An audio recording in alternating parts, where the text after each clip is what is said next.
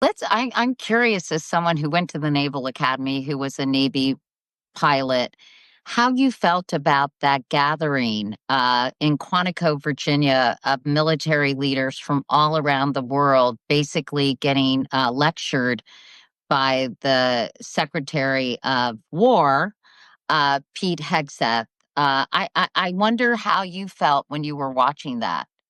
We have our military members have such a difficult choice. At what point are you serving your country in one of the most powerful organizations in the United States and trying to keep this train from careening off the tracks and trying to keep Hegseth, the most incompetent Secretary of Defense we've ever had, who's an alcoholic, has credible claims of sexual assault against him, has run every organization he's been in charge of into the ground. How do you how can you stay at your job and try to keep the train from running off the tracks?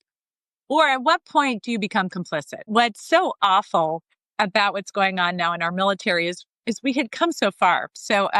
We had a superintendent who was a woman. We had a chief of naval operations, the highest ranking person in the Navy, who was a woman. We had the first CEO of an aircraft carrier.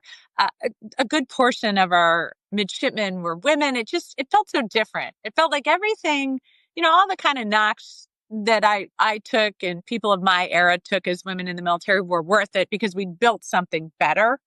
And now to see some of that being taken apart is hard to watch.